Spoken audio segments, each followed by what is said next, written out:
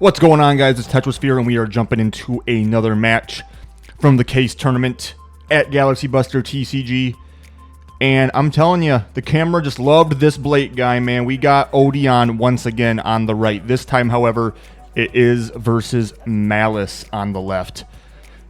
And to start things off, we do have Maliss taking first with Gold Sarcophagus. Not the ideal Maliss starter, but a starter nonetheless. I see Melody of Awakening Dragon. This might be some kind of Chaos Dragon variant. Could be some interesting spice here for our viewing pleasure.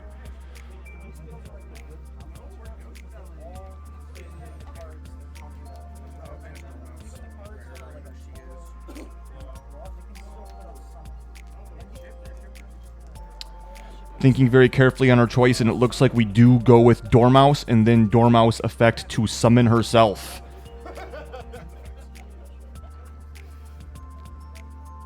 Now, it seems like resolution is fine. Dormouse attempts her effect to banish a Maliss name from deck, and that also will succeed. Going for White Rabbit. And then we're going to go White Rabbit effect to set. This may be met with some interaction. We do have Blake checking the hand, carefully considering some options. Nope, we're just letting it go through, shuffling the hand to look cool. Totally fine with that. The GWC 06, that is Grin without a cat, set to the field. Now, we have already banished both names. We have not normal summoned, so I do see what looks like a Bestial and one of the Chaos Dragons in hand. Oh, it is a Thunder Dragon, right? Is that a Thunder Dragon Dark? Tribute summon off of Dormouse. Interesting.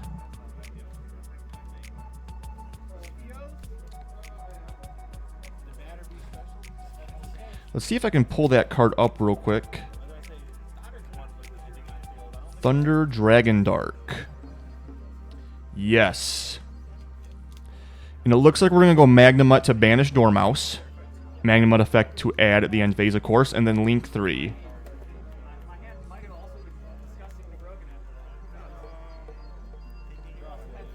Okay, Thunder Dragon Dark as well can add a Thunder Dragon card from deck to hand when it was sent from field to grave.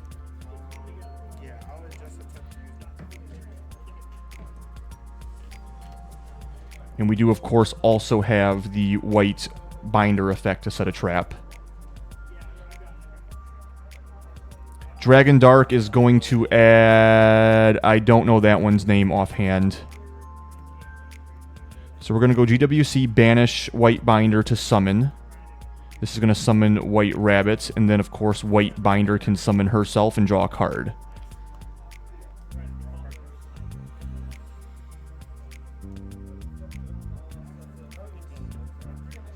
Okay. And now we're going to attempt Nibiru. Definitely a solid time to do that.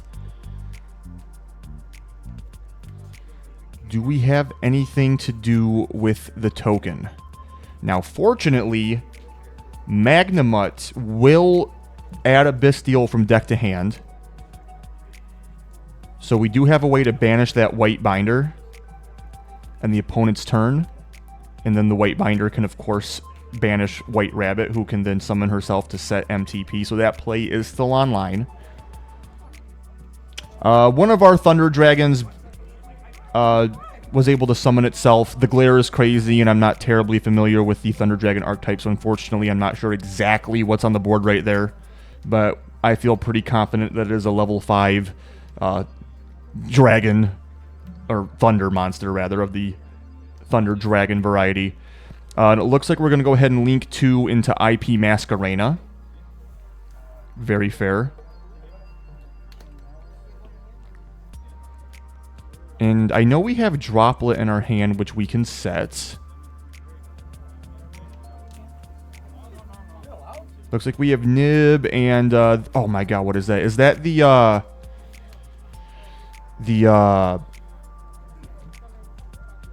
oh my gosh. What's it called? The name, it's the, It's the retrain of Chaos Emperor Dragon, right? That pendulum there. Regardless, we go to end phase and add Jewess Worm. So we have IP, we have Droplet set. We do have a Bestial to either interrupt or banish our own white binder.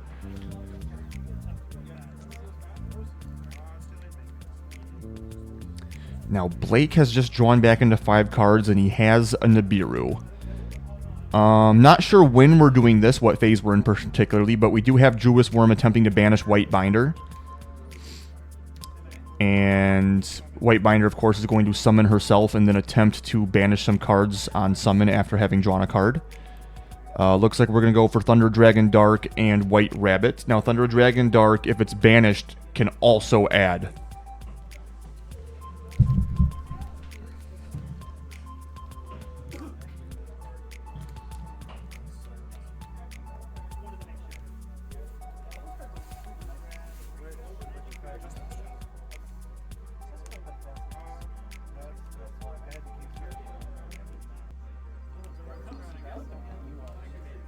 Alright, we're also banishing a guy. I can't quite recall that one's name, nor is it sitting still long enough for me to try to read it. But we do have White Binder attempt effect to summon herself, and then of course the Thunder Dragons also triggering their effects.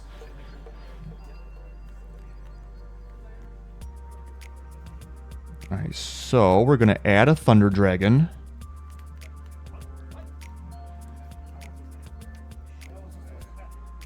And then...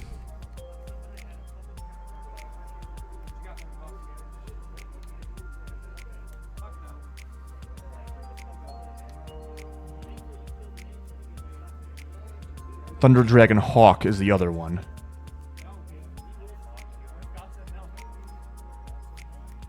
Okay, so that one must be to put 2 back and then draw 2. Any number of cards. Okay, that's crazy. And then, of course, White Binder summons herself, and it will set MTP, the Mad Tea Party. This is a pretty solid amount of interaction. I do wonder why we shotgunned this. It's possible Blake attempted to go battle phase.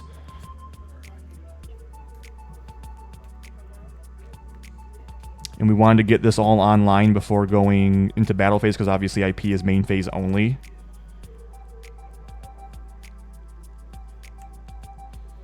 Okay, so we're going for probably a Heart's Cryptor here with the, yes, okay. And Jewess Worm is then going to send the Nibiru.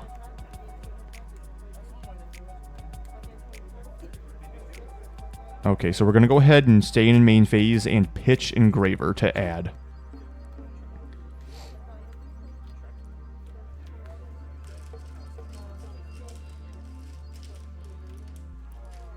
Attempting to go battle to force that early White Binder was probably really smart here, because obviously if we were able to use that whenever we wanted, the White Binder to banish 3 from grave could have been a lot more powerful.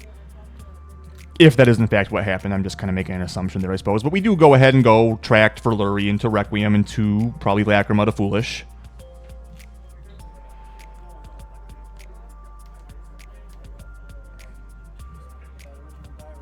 This is going to send another Engraver to the graveyard.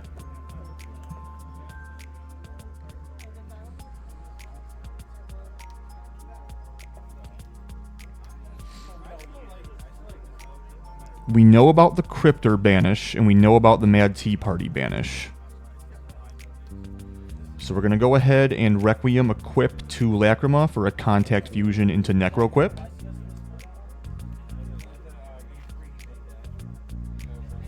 I think we're just trying to force these banishes. So now we're going to go Terraforming to, of course, add our Treasures of the Kings. Now, to this point, I believe this is the moment now where we learn what Blake is actually on. Unless we would have seen from a previous round, I don't know that we're actually against Odion. But it looks like we're going to go ahead and use the Cryptor effect to shuffle back the Dormouse and banish Treasures of the King. Okay, so now, other than that Droplet, which is unknown, the only known interaction we have to play into is the MTP. And that could theoretically be stopped by something as simple as a Dominus Purge or an Ash. Baldrake is going to go ahead and target that engraver, and he's going to scoop it up. Really unfortunate that we had to reveal that we were on Odion there.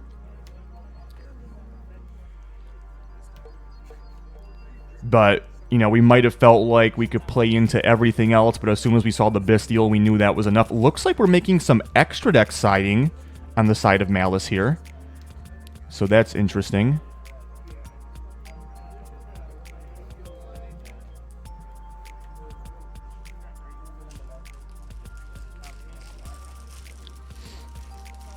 Blake will get to go first, which typically I would say Maliss has a very difficult time playing into the Odion board. However, I do wonder if this Thunder Dragon / Chaos Dragon strategy has an easier time with it.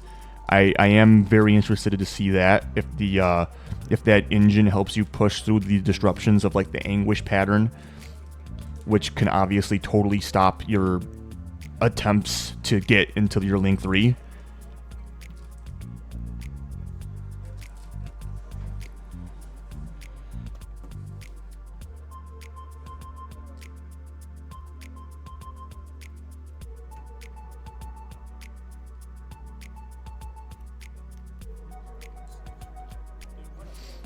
On Blake's side there,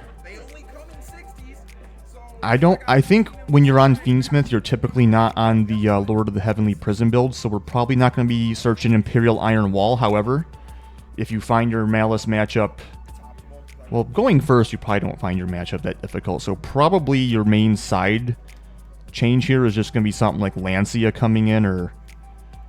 Although that looks like a lot more in 3 cards, though, so he definitely respected Maliss a lot more in siding than just Lancia, even going first. Might be a lot of, like, general going first cards in there, like Solemn Judgment, Solemn Strike. Very interested to see how this goes. I'm looking forward to this one.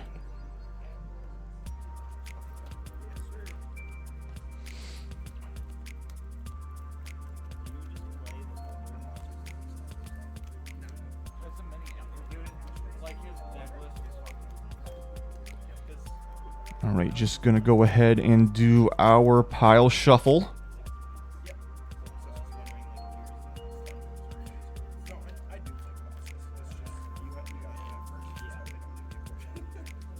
Which sometimes it does happen. I made Colossus against him and then it got dropped with it.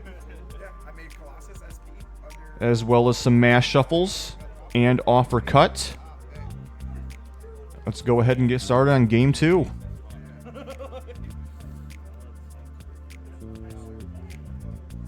Alright, looking at the hand of Maliss, I do see a couple chummies, but Blake is going to start play in main phase 1 with Tracked, Grabbing Engraver, checking for Droll on Resolution.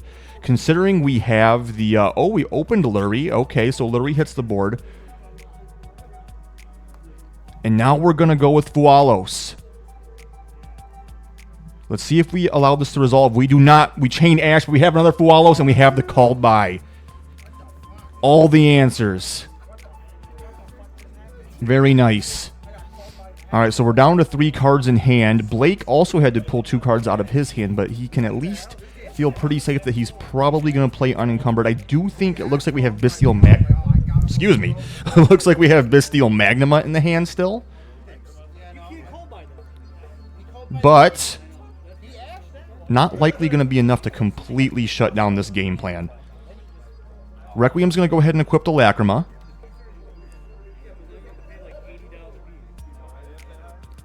Necroquip's going to hit the field. Do we have a way to trigger Necroquip's effect? Do we have an Anubis? Seems that we do not. Oh no, we're going to do it with... we have Engraver. Right, because we originally searched it off track, so we do play at least 2 Tracked, or perhaps a Tracked and a Sanct. We do play 2 Tracked. So now Necroquip, of course, is going to be able to draw a card. Okay, quite good, quite good. Help get some of that disadvantage back from Magnamut on the Engraver once again. And then Magnamut will search an end phase. Lurie does get sent back to deck. This should prevent something like a Caesar from hitting the board, which is quite problematic for Maliss. We do know one of the cards is tracked. I don't think we know either of the other two. We have Temple of the Kings, and we have a set card, which means, of course, it's a monster, Apophis, the Swamp Deity. So we are going to be able to turn that into a Link Spider.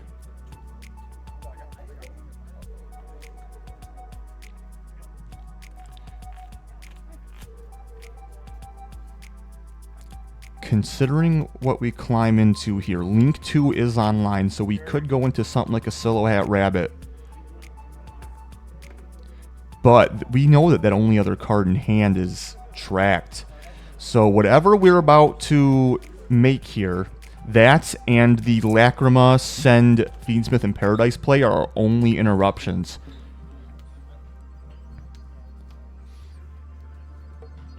Definitely not where you were hoping to be when you had the answers for those two Fwalos, but the Bestial, contrary to what I thought prior, proving to be quite enough. Alright, so we are going to link 2 into Little Knight, banish the Magnamut, and pass turn. So we have a Little Knight and we have a Paradise. Up against a Bestial. I'm pretty sure I saw at least one Maliss name in the hand. Not to mention whatever else. And a top deck. Keep in mind that Julius Worm is technically live right now. He could activate it right now if he doesn't think he needs it to extend. And looks like he's going to. Yup. So we're going to go ahead and get rid of that Lacrima right now, which is huge because that means the Paradise play is offline, or the Requiem even. The Paradise play is now offline. So the only, and we know that that's tracked in hand. So the only interaction we have to play through is that SP Little Knight. This could be all she wrote if we have a way to play. Because the SP Little Knight interaction is not great against Maliss names. So we're going to normal summon the Chessie Cat and attempt her effect to draw. We're going to chain the SP, targeting herself and Chessie. So we're going to go ahead and banish Dormouse from our hand, draw 2, and then we're going to trigger both Dormouse and Chessie Cat here. This is game. We know this is game. I don't think we have any live graveyard effects, right? On the side of Blake. That was all we needed to see. Yep, that was all she wrote. And we had an Impulse. Crazy work. Crazy work. So Maliss taking a 2-0 in the Odion matchup here. Yep. Hey, fair enough. Good games. I wish I could have seen the Thunder Dragon side of the engine.